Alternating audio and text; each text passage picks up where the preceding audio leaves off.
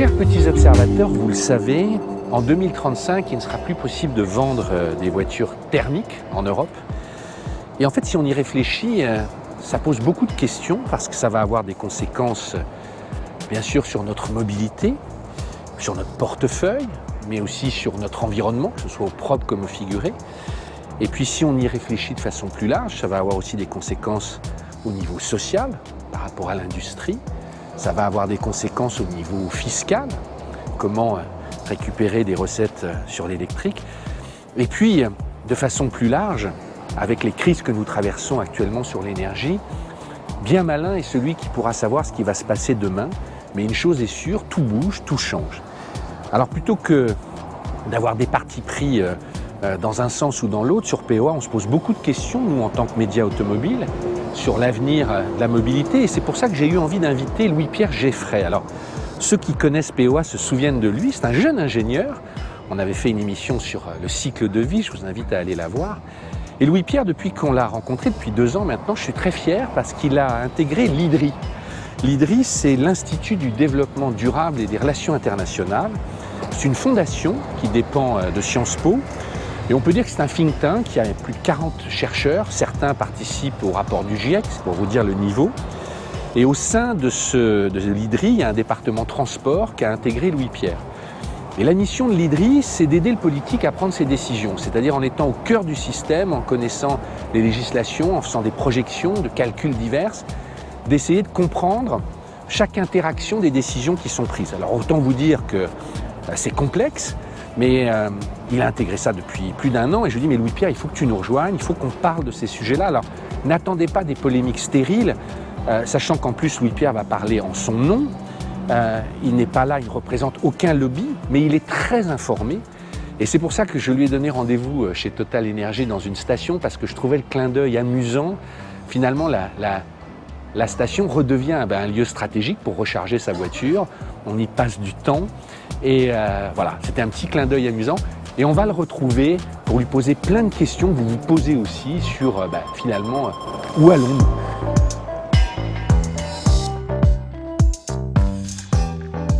Il nous attend. Il est là. Je suis très fier que POA, voilà, l'ait découvert il y a longtemps. Tu vas bien, Louis-Pierre? Bonjour Renaud. Ça va? Très bien. Ça fait combien de temps qu'on s'était vu? Ça fait 1 an et demi. Sur le cycle de vie. Oui, tout à fait. On avait fait 3 vidéos. Ouais. Cycle de vie, hydrogène. On avait parlé de l'Aptera aussi également. Exactement. Enfin, tu es au cœur du système. Et puis, on avait l'XL1 aussi que tu as essayé de Volkswagen. Tout à fait. Voilà. Bon, on va aborder plein de choses. Je vais quand même t'offrir un café. Très bien. Tu es venu jusqu'à nous. Voilà. Alors, tu vas parler en ton nom, ce que tu me disais, même si tu fais partie de l'IDRI. L'idée, c'est d'avoir des éclairages. C'est pas d'avoir des réponses toutes faites. Et Dieu sait s'il y a des sujets, mais ça bouge actuellement. Donc, voilà. Qu'est-ce que tu veux comme café? Je crois que c'est Émilie. Bonjour Émilie, vous allez bien? On va vous prendre 2. Mais ça va très bien. On va vous prendre 2 cafés. Voilà. Expresso, ça vous va? Expresso. Très bien. Très bien.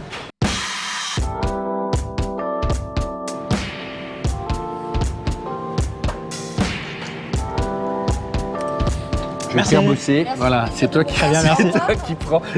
prends le plateau par ici.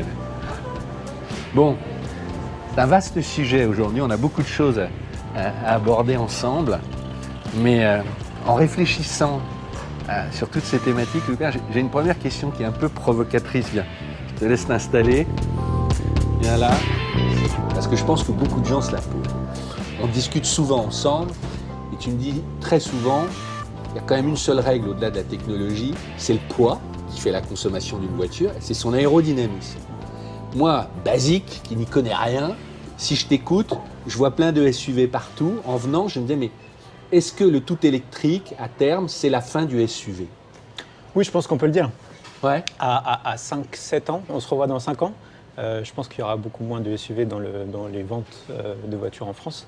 Ça, c'est très clair. Mais t'imagines les mecs du marketing chez Audi, chez trucs, ils doivent tous se dire, tu vois, ils en sortent tous les 4 matins. Enfin, pas à toutes les marques, tu vois, c'est ça qui est fou, quoi. Oui, mais ça va se passer. Enfin, je suis plutôt confiant là-dessus. Ce qu'il faut rappeler, c'est qu'on a interdit la voiture thermique. Là, donc, on a une visibilité là-dessus maintenant. À 2035, l'Europe a fait ce choix de l'électrique. Et on était dans un débat auparavant qui était très polarisé sur le sujet des motorisations. Est-ce que l'électrique, c'est mieux Est-ce qu'il faut des hybrides rechargeables et l'hydrogène là-dedans? On en avait parlé longuement ensemble. Maintenant, ce débat-là est clos pour le véhicule particulier. Ça montre un avancement dans la transition. On a des points d'étape qui se jalonnent. Et c'est une bonne chose parce que ça permet d'ouvrir de nouveaux débats. D'ores et déjà, au niveau européen, on parle d'efficience énergétique des voitures, donc de la consommation de ces voitures électriques à l'usage. On parle de durabilité, de recyclabilité. Vraiment, c'est-à-dire que ça c'est pris en compte. Oui, dans toutes les normes, il n'y aura pas juste l'émission, c'est-à-dire comment on construit, comment on recycle aussi, sa batterie, tout doit être... En fait, l'Europe est en train de déployer avec le Green Deal un paquet de normes qui étaient déjà existants par le passé. On a déjà des règlements sur le recyclage, etc., mais qui vont être renforcés et qui vont aller crescendo sur ces sujets. Et on le voit bien avec le contexte sur l'énergie aujourd'hui. On a une crise, on a cette guerre en Ukraine. L'énergie est au cœur des débats. L'électricité décarbonée, malgré tout le déploiement qu'on peut avoir aujourd'hui sur ce sujet, va rester quelque chose de rare. Et donc, ce ne sera pas infini, on n'aura pas d'électricité décarbonée de manière infinie. Donc il va falloir travailler la consommation de nos voitures électriques et c'est le prochain sujet réglementaire. Quand on regarde le texte qui a été adopté par le Parlement européen sur la fin des voitures thermiques en 2035, la fin de la vente, on a un petit alinéa à la fin qui nous dit la Commission européenne devra avant fin 2024 formuler une proposition réglementaire pour fixer des objectifs d'efficience énergétique sur les véhicules zéro émission, les voitures particulières et les camionnettes, les utilitaires. Donc on voit bien que c'est le prochain sujet au niveau européen. Il y a une question qui se pose beaucoup actuellement avec le coût du kilowattheure, mais aussi l'ensemble des matières pour produire les batteries de voitures électriques.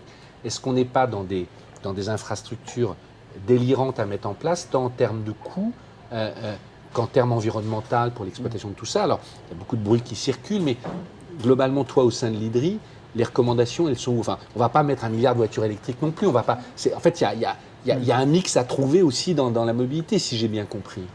Alors, on a un sujet sur les matières premières. On a vu par le passé, Carlos Tavares a mis un petit peu... Il a tiré la sonnette d'alarme. Voilà, exactement, sur les matières premières.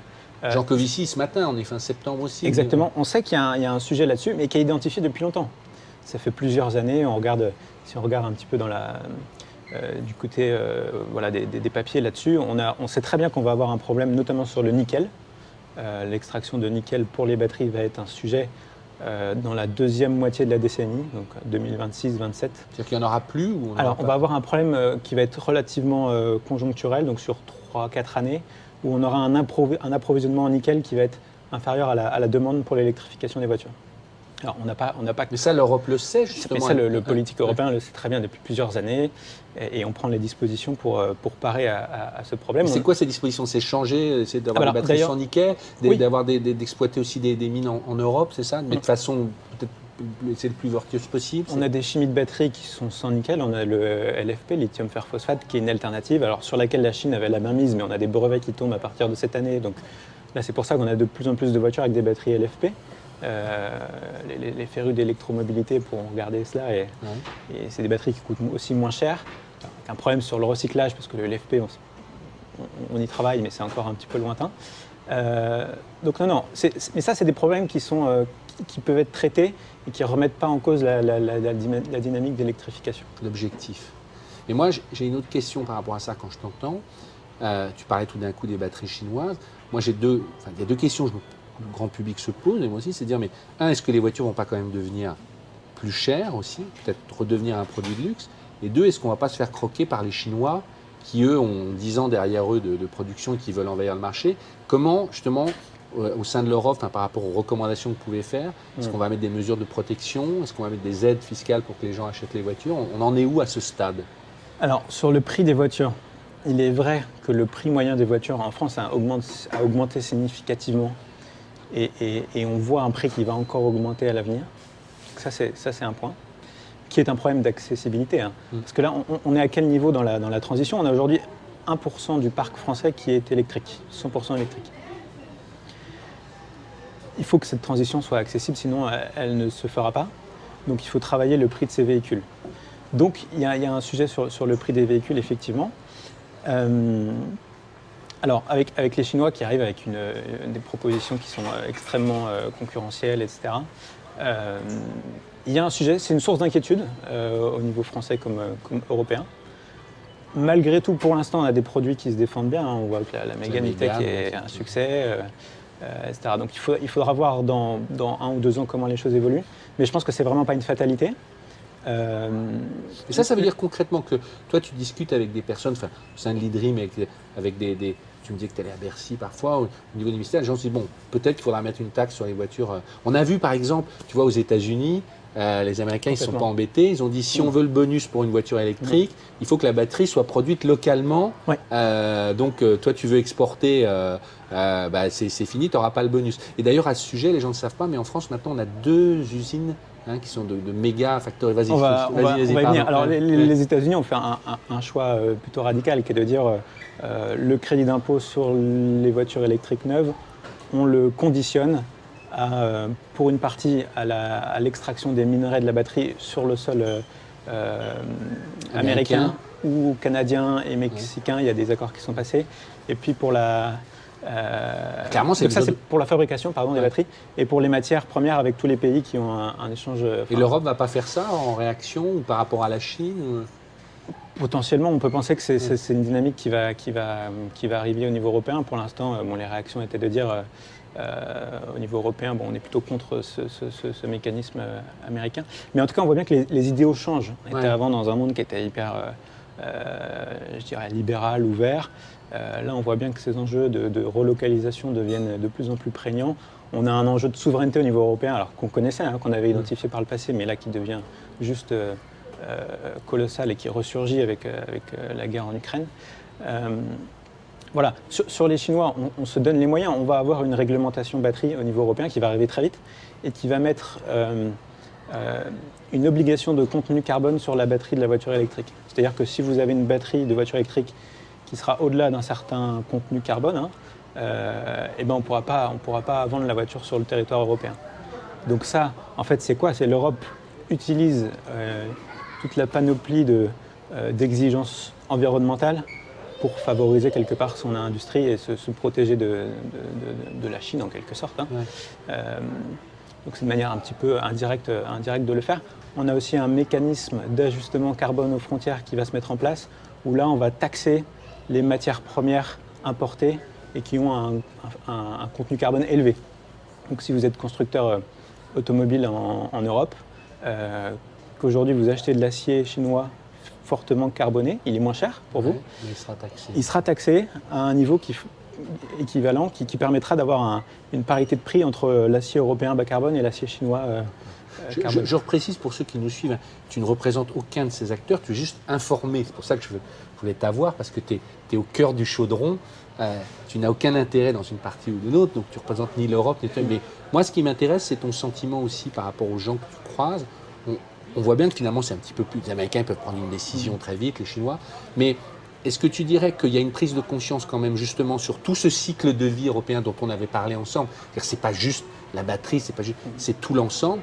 Et au fond, qu'on le veuille ou non, j'allais dire, je reprends les termes, j'invite les gens à lire ce bouquin qui pourrait presque être un plan politique, qui est le Shift Project, qui est le plan de transformation de l'économie française.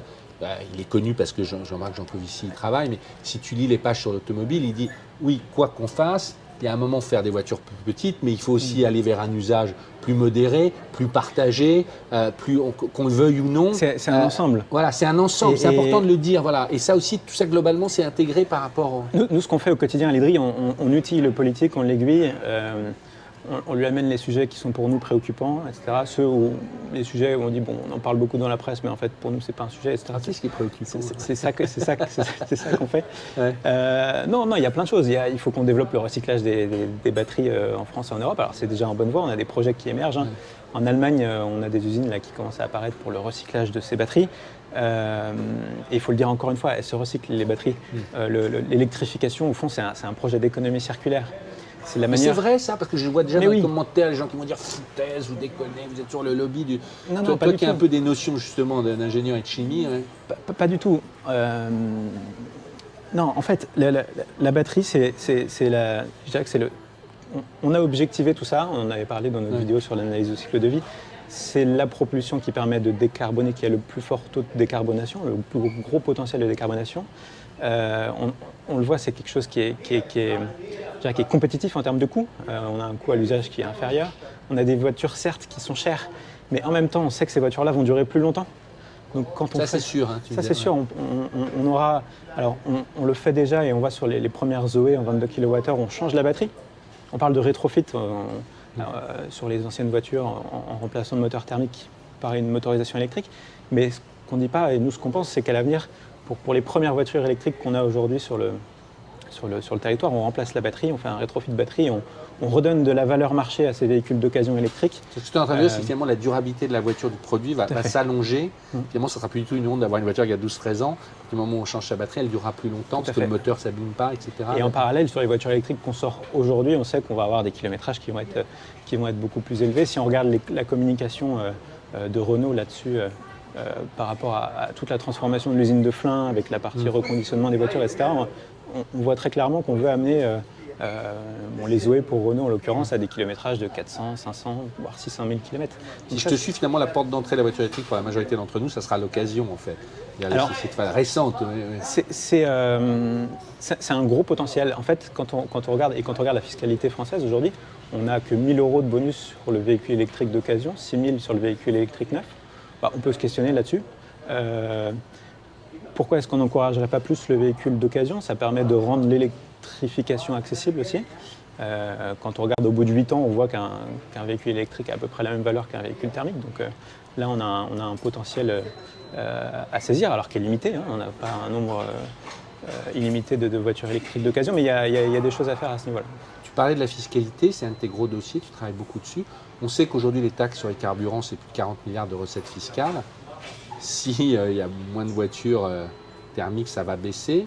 C'est quoi? Ils vont nous taxer le kilowattheure bientôt ou c'est quoi Nous, on voit ce sujet-là. En fait, on identifie les blocages à la transition. C'est ça qu'on fait. On les objective, on les documente et ensuite on porte des recommandations. Sur la fiscalité, notre approche, c'est de dire, bon, effectivement, on va avoir une diminution des recettes carburant qu'on peut très finement modéliser avec l'évolution du parc, des consommations, des kilométrages, etc. Et effectivement, là, il y a un potentiel levier, un potentiel blocage, puisque si on a des recettes budgétaires de l'État qui baissent de manière trop importante, voilà, ça peut freiner la transition. C'est comme ça qu'on prend le problème. Là-dessus, on formule des recommandations et il y aura des évolutions fiscales à l'avenir vis-à-vis de ce sujet-là. Je ne pense pas que l'augmentation des taxes sur l'électricité soit le levier le plus efficace pour traiter ce sujet. On a tout un champ possible. Ce qui est important, c'est d'amener de l'acceptabilité dans cette fiscalité et de la justice sociale. On a un épisode passé, les Gilets jaunes, qui a démontré que voilà, on n'était peut-être pas dans une manière efficiente de faire. Il faut arriver à répondre à cette fracture entre les personnes qui sont très dépendantes de leur automobile et qui ne pourront pas s'en passer, et les publics qui ont des alternatives, notamment en ville avec les transports en commun. Tu m'as dit, c'est une de vos recommandations d'essayer d'avoir vraiment une fiscalité qui soit différente pour les gens qui vivent à la campagne, qui ne peuvent pas se passer d'une voiture. Il faudrait quand même qu'ils n'aient pas la même fiscalité que ceux qui peuvent s'en passer facilement à Paris. Enfin, de rentrer dans une finesse fiscale, peut-être que jusqu'à maintenant l'État français n'avait pas dans ses... Oui, et puis voilà. c'est avec ce type de recommandations qu'on va être efficace pour résoudre le problème et en même temps efficace d'un point de vue budgétaire. Si on arrive à affecter d'une manière efficace ces aides et ces besoins, d'un point de vue de l'État aussi, c'est intéressant. Et là, on le voit avec une mesure d'urgence qui a été prise sur les carburants, où on a réduit le prix des carburants. Ça va coûter 7 milliards d'euros à l'État pour l'année 2022, ce qui est assez énorme. Mais tu mettais ça en rapport avec le bonus, le bonus écologique pour les voitures électriques, c'est 700 millions. C'est 700 millions par an. Donc là, on a un facteur 10. Alors, c'était une mesure à prendre, je pense, mais c'était une mesure d'urgence. Et on voit bien qu'on va rentrer dans un monde qui est déjà de plus en plus instable. Il faut absolument qu'on planifie tous ces sujets, qu'on donne de la visibilité. Et c'est en anticipant tous ces blocages qu'on va arriver à prendre les bonnes décisions. Mais alors justement, si on se remet dans une perspective à 10 ans, si j'essaye un peu de résumer les grandes tendances, mécaniquement, les constructeurs vont devoir faire des voitures les plus légères possibles, avec une meilleure aérodynamique pour consommer moins. Il va falloir globalement que par la fiscalité, on pousse à un usage plus modéré voire partagé, mais c'est des gros changements. Ça, c'est la tendance qui se dessine auprès des décideurs, que ce soit en France ou en Europe. Les gens sont sur cette musique-là. Parce que, tu sais, par rapport à tous ceux qui disent « Ouais, mais l'électrique, c'est pas vrai, ça pollue, etc. » Ça serait quoi l'alternative? De faire durer les voitures thermiques? Ça ne sera pas légal, mais éternellement, tu vois, en les entretenant, alors, finalement… Tu vois, pour l'instant, il n'y a pas d'interdiction à rouler avec une voiture thermique dans le temps. Hein. Vous avez une voiture, c'est important de le dire. Vous avez une voiture thermique. C'est d'en vendre. Voilà, c'est la vente à 2035. En fait, moi, je ne vois pas tellement d'autres alternatives que l'électrique. Non, je ne vois pas. En termes de motorisation, je ne vois pas. À côté de ça, il y aura, et dans 10 ans, on aura d'autres évolutions. On aura aussi du report modal sur le train, sur le rail pour la longue distance. Ça, on sait que, par exemple, sur les bornes de recharge. Bornes de recharge, on sait bien qu'avec les flux aujourd'hui sur autoroute et avec nos véhicules électriques actuels qui consomment 20-25 kWh au 100 sur autoroute, si on électrifie tout le parc dans ces conditions, ça va pas passer. Ça va pas passer. Donc alors justement, pourquoi, on fait quoi alors pourquoi est-ce qu'il faut faire de l'efficience sur nos voitures? C'est aussi pour réduire la pression sur l'infrastructure de recharge. Oui, parce que c'est délirant le coût d'infrastructure au final quand même, enfin de mise en place et tout. Alors, en gros, d'un donné, il vaut mieux avoir des voitures qui consomment 16 kWh ou même voire moins, 12-10, on peut descendre. 12-10. Du coup, elles n'ont plus le problème de devoir se recharger. Oui, tout à fait. Complètement. Donc là, on voit bien que tous ces enjeux sont imbriqués. Mais moi, je te pose justement la question, j'ai bien compris ça, mais est-ce que toi, tu penses que, encore une fois, tu ne représentes pas le système, c'est un débat, c'est un échange, mais est-ce que tu penses, par exemple, l'industrie allemande automobile, qu'elle est prête à ce qu'on le dise, finalement, en 2035, on vendra après que des Volkswagen Up électriques, quoi, en fait, en gros, si on veut, tu vois, être pas trop cher, pas trop… Est-ce qu'il y aura toujours le mythe de la grosse bagnole, ou est-ce que ça va devenir un truc de vieux bagnolards en tout cas, pour répondre aux normes et à la fiscalité. Bon, pour le coup, moi, au quotidien, on échange avec tous ces acteurs, etc. L'industrie allemande, elle a quand même bien compris, et pour répondre à la question de début, que le SUV, c'est fini. Ça, c'est très clair. Donc, en gros, on est en train de nous refiler des trucs qu'on ne pourra pas revendre et on le voit bien avec le concept de Mercedes, notamment la EQXX, qui est 1000 km d'autonomie, c'est un très bon aérodynamisme. Qui est une démonstration en termes d'efficience. En voyant ça, l'industrie allemande n'aura pas de mal à aller vers ce schéma-là. D'accord. En travaillant l'efficience énergétique, ça, ils ont compris, ils ont une expérience aussi sur leur transition énergétique avec l'électricité renouvelable, voilà, qui a beaucoup progressé en Allemagne, mais qui n'est pas encore suffisante. Donc la consommation des voitures à l'usage, je pense qu'ils ont intégré cela. Et c'est déjà une grosse rupture, hein, donc on n'aura plus des gros SUV allemands sur nos routes. On va avoir un retour à la berline allemande, qui revient bien dans l'imaginaire historique. Non, le vrai sujet, c'est comment est-ce qu'on réduit ensuite un petit peu la taille des voitures. On ne pourra plus avoir 100 kWh de batterie dans nos voitures. Moi, je lis carrément, ils disent qu'il faudrait des batteries maximum 50-60 kWh et réduire au moins de 300 kg les masses. Déjà, on peut faire, en termes d'ingénierie, on peut faire beaucoup de choses. Je pense qu'une valeur à 50 kWh de batterie avec une consommation à l'usage autour de 10 kWh au 100, et c'est possible, ça vous offre grosso modo 500 km d'autonomie. Si derrière, on a des batteries qui peuvent se recharger rapidement. Et là, il y a un petit enjeu technique, parce que plus vous avez une batterie qui est petite, plus c'est compliqué de lui amener des forts courants de charge. Voilà, mais on peut faire des choses, et je pense que c'est un idéal à viser. Ce que tu es en train de me dire, c'est qu'en fait, l'ingénierie est encore au cœur au-delà des matières premières d'électricité, c'est vraiment de gagner sur l'efficience des voitures. Donc on en revient à la question du début, à leur masse, à l'aérodynamique. Donc ça va beaucoup changer en fait. En termes de forme… Oui, je pense ça va. Automobile Propre a fait un article là, sur les CX des voitures électriques. Je pense qu'on va avoir une diminution des CX qui va arriver. La Ioniq 6 de Hyundai, un CX de 0,22, et on voit bien que ça va être une tendance pour les voitures autoroutières d'aller vers cet idéal. Complètement. On disait tout à l'heure, quels sont les sujets qui te préoccupent? Et des fois, c'est des sujets très techniques aussi. Par exemple, sur le rendement des chargeurs embarqués de voitures électriques. Aujourd'hui, on travaille l'autonomie, donc on travaille l'efficience de la voiture entre sa batterie et ses roues. Toute sa consommation d'énergie qui comprend l'ordinateur de bord, etc., la climatisation. On a des pompes à chaleur maintenant dans les voitures, etc. Entre la batterie et la prise, on ne travaille pas trop ça pour l'instant, parce que ça n'a pas de valeur client. Un client de voiture électrique ne va jamais regarder c'est quoi le rendement entre sa prise et sa voiture électrique. Il regarde un peu sa facture d'électricité, mais des fois, même pas trop. Et là, il y a un sujet, parce qu'aujourd'hui, on n'est pas du tout efficient là-dessus. On a des pertes qui sont importantes. et sur certains chargeurs 11 kW ou 22, on a 22 des grosses pertes. On a des grosses pertes. Ouais. Des pertes qui sont assez énormes. Hein. Enfin, quand on fait l'analyse du cycle de vie. Concrètement, entre ce qui sort de la prise et ce qui est dans la voiture à cause de il chargeur, y a 20-25% de pertes des fois, donc c'est assez colossal. Là, il y a un sujet, par exemple, il va falloir le traiter. Hein. Comment on fait? Soit il faut donner de la valeur marché à cette efficience quelque part, soit il faut peut-être que Euro NCAP, par exemple, impose encore une norme, on en revient toujours. Ouais. Pas forcément, ou en tout cas que ça devienne un sujet, pour montrer que voilà, parce que c'est aussi un coût pour l'utilisateur. Attends, le public découvre après ce que c'est qu'un kilowattheure et l'efficience. Tu vois, à chaque fois, il y a un truc de plus. Et ça, c'est effectivement, quand t'entendons, on comprend. Si on a un coût du kilowattheure qui monte, peut-être qu'à un moment, ça va devenir un sujet, ce sujet de la perte entre la prise et la voiture. Voilà, donc il y a parce que ça, c'est l'électricité qu'on a payé, mais qui n'est pas livrée à la batterie. C'est ça qui n'est pas utile au déplacement. C'est une perte pure et dure pour le consommateur. On en a parlé sur les batteries, je l'ai dit rapidement, mais toi, en fait, on dit toujours oui, ça vient de l'étranger. On a maintenant en France 2 grosses usines de batteries. Je crois que ton frère, d'ailleurs, travaille dans une 3. des 2. Et les gens ne savent pas. Où sont-elles? En 2 mots, c'est quoi leur capacité et Alors, ça, pour le coup, c'est central, je pense, dans notre débat.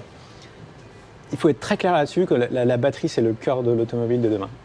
Ah oui, d'accord. Non, mais parce que des fois, l'hydrogène, le sujet est clos. Et je pense que même au sein de la filière automobile, il faut être très très clair là-dessus, par rapport à tous les équipementiers, etc. Mais la batterie est au cœur. Il faut absolument que la France soit une force rayonnante là-dessus. Je ne suis pas trop inquiet, je pense qu'on a un potentiel. Donc il y a 2 usines maintenant. Alors il y a deux usines françaises et il y aura 3 gigafactories sur le sol français. On a ACC, Automotive Cell Company, qui est une co-entreprise de Total Energy, de Saft et de Stellantis. D'accord. C'est dans le nord, celle-là, ou c'est là-bas? À Douvrin. Douvrin, il va y avoir une gigafactory à Douvrin pour... Elle est finie d'être construite ou elle est en cours? Non, elle est en construction. D'accord.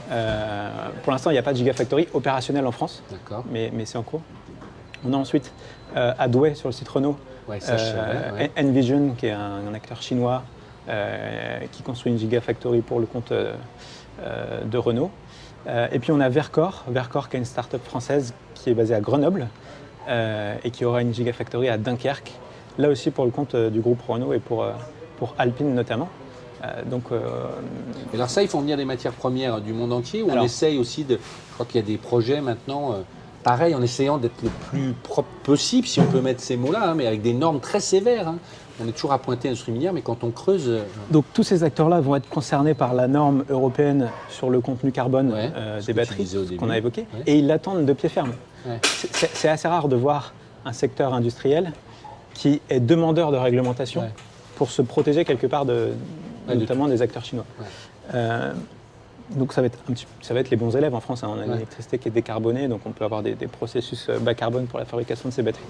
Sur les matières premières, de fait, on est dépendant encore de l'extérieur. Comme on est dépendant du pétrole, mais les gens disent, voilà, on est dépendant de tout. En fait.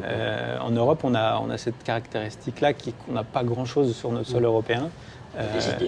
Et quoi qu'il arrive, on restera dépendant, donc il n'y a pas de miracle. Par contre, on a quand même des opportunités. En France, grâce à la Nouvelle-Calédonie, on a du nickel, beaucoup. De nickel. Donc on peut faire des batteries à base nickel en étant relativement indépendant à ce niveau-là. On trouve du lithium dans la vallée du Rhin et on voit bien qu'il y a des projets d'extraction qui commencent à émerger au niveau européen. Il faut être assez prudent sur la maturité de ces projets-là parce qu'il y a aussi des effets d'annonce, etc. Mais on est d'accord, même si on fait des bonnes actions, on n'aura jamais assez de matière pour faire 1 milliard de voitures, on est bien d'accord. Pas du tout. C'est quoi le rapport? C'est peut-être de dire qu'en 2035-40, il y aurait peut-être 100 millions de voitures électriques, ce qui serait déjà énorme. Je ne sais même pas si on y arrivera. Mais... Tout dépend de... Là-dessus, j'ai pas d'ordre de grandeur clair, mais non, on peut être indépendant et encore une fois, on aura le recyclage derrière. Donc et ce qui est important de dire, c'est que le politique européen et l'industrie de la batterie européenne a très bien compris qu'il n'y aura aucune batterie de voiture électrique sur notre sol qui sortira de l'Europe à 5-10 ans.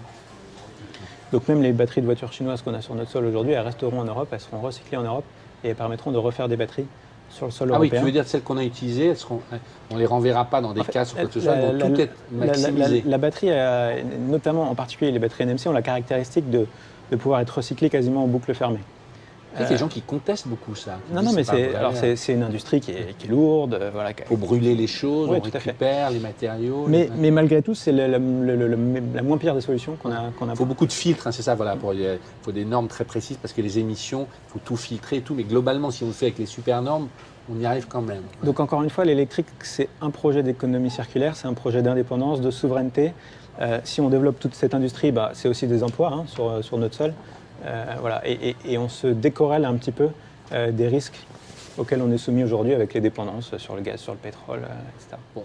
Il y a une autre question qui est liée, encore une fois, aux énergies. On voit qu'aujourd'hui en France, on a nos centrales qui sont fermées, on nous dit qu'on va peut-être avoir des coupures. Pareil, si on se projette sur 10 ans par rapport à l'augmentation du parc, même si on a bien compris qu'il n'y aura plus autant de voitures qu'avant, mais la capacité, c'est toujours la petite musique. Certains disent mais il faudra construire 2 centrales nucléaires, etc. Qu'en est-il de toi, de ce que tu sais, encore une fois, tu représentes aucune industrie, mais avec les gens avec qui tu parles dans tous les domaines. Alors, on ne peut pas prédire l'avenir, mais on peut prédire ce qui est impossible ou ce qui ne passe pas, et c'est comme ça qu'on raisonne. Sur la consommation d'électricité, on est relativement confiant. Enfin, à 2035, on aura, fin 2035, un tiers du parc de voitures qui sera électrique. On aura des camions électriques. En France, ça veut dire 10 millions de voitures sur 30 à peu près. Ouais. Et à ce niveau-là, ça nous fait une demande sortie de la borne de 37 TWh en tout avec les camions, etc. Donc si on remonte à la production, il faut à peu près 50 TWh. 50 TWh, c'est 10% de ce qu'on produit aujourd'hui en électricité au niveau français. Donc je ne dirais pas que c'est anecdotique, mais ça permet quand même de sortir un tiers du parc des fossiles, ce qui aura d'énormes implications et ce qui va nous renforcer en termes de souveraineté.